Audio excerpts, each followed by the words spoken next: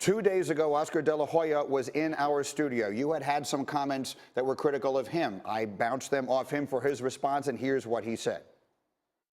He had a successful show. I think everybody in the arena was just ecstatic of the whole event we put on.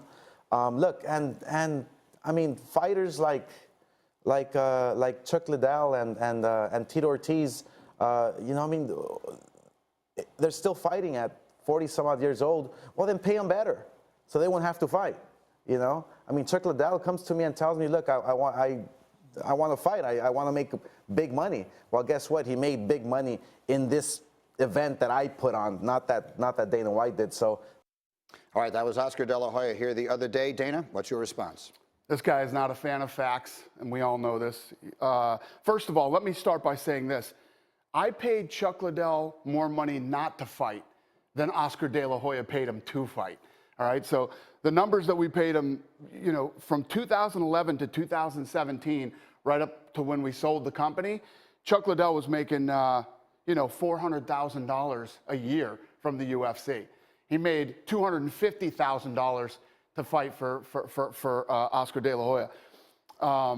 Then, you know, the things that he was saying, he was on this show and on First Take and saying things like, you know, we had guys, you know, the first Chuck fight, Chuck only made $200,000 when he fought Tito Ortiz, and it did 1.5 million buys. The first fight, UFC 47, April 2nd, 2004, Chuck and Tito did 106,000 buys.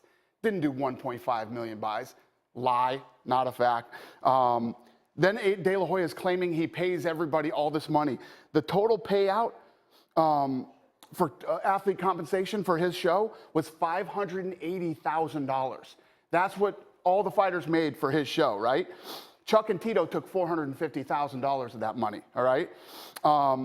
So if you exclude the main and co-main event for total athlete compensation for De La Hoya, he paid the rest of the card $95,000, right?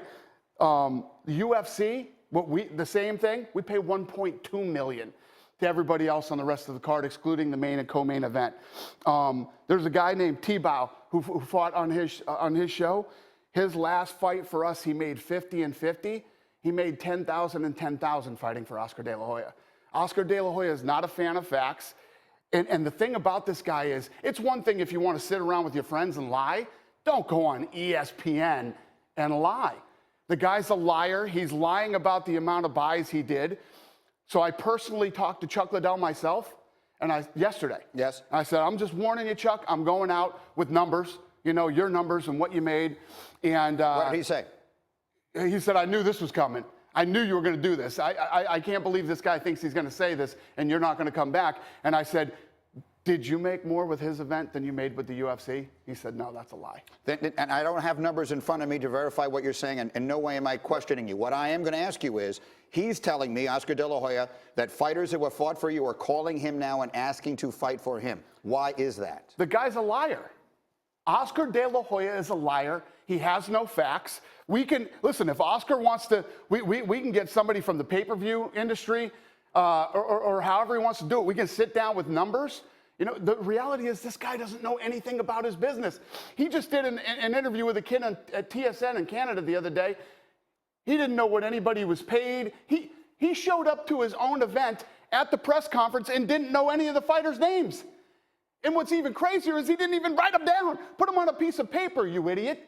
Right? He didn't even write it down on a piece of paper. He says, oh, I don't know any of these guys back here, but yeah, I'm sure the fights are going to be great and whatever. And the guy is an absolute liar.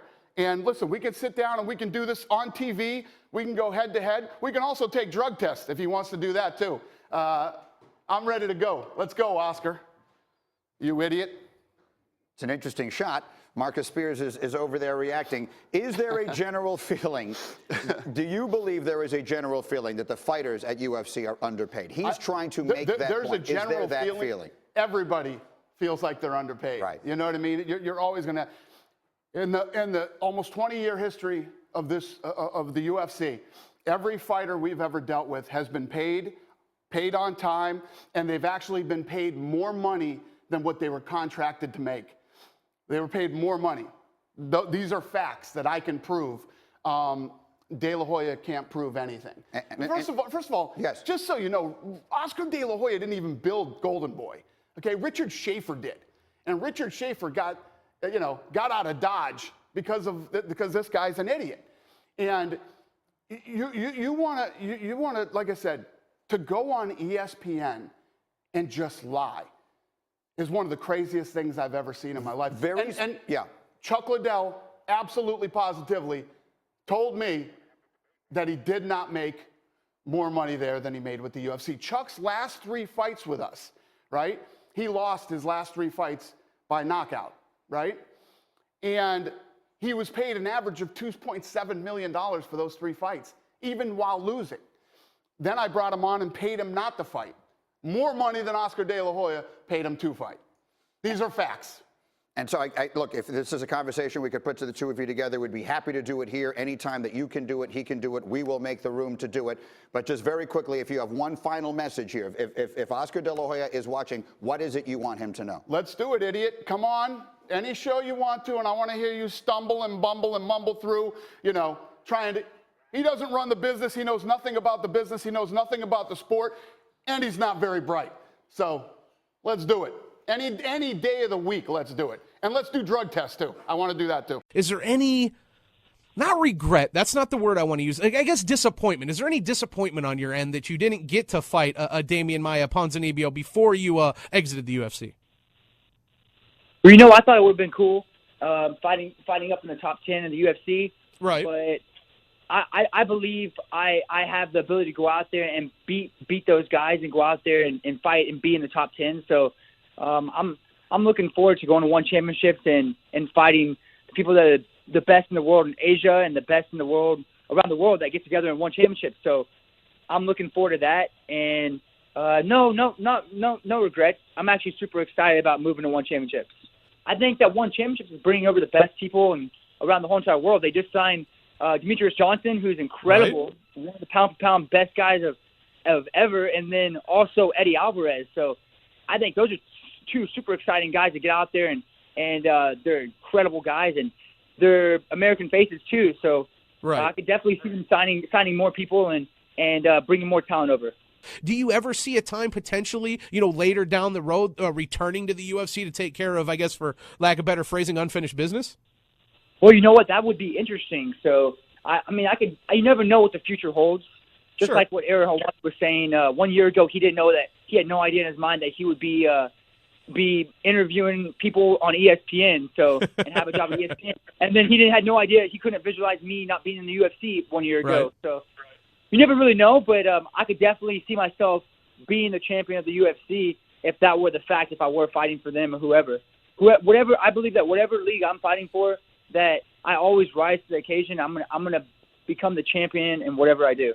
Are you going to be a champion that entertains other weight classes? Are you going to be looking at potential super fights? Or are you going to want to stay at flyweight and kind of rack up consecutive title defenses and maybe, chase some records down there? Obviously, Ronda Rousey's got a title defense streak. Joanna had a title defense streak. What are you looking at, what you want to do with your championship run? Right now, I'm focusing on fighting 125 and try to defend my belt as much time as I can because, I was waiting this weight division for so long, and finally I have the weight class where I feel comfortable when I'm not feeling like tired or I'm not feeling crazy about cutting weight, and the same size opponent is number 1, and all this coming together, 125 is perfect weight class for me, and I just want to fight where I have to fight without struggling fighting with someone bigger and heavier. But, in the future, everything is possible. And more, I see like my sister Antonina, she is in the same division, 125. So I think that I know she will climb into the number 1 position, and I know that it's not going to happen for sure, our fight between 2 sisters. That's why I have time to think what I will do after she will be on the top positions, but I still have time. And for now, I all my thoughts about defending my title for as much as I can.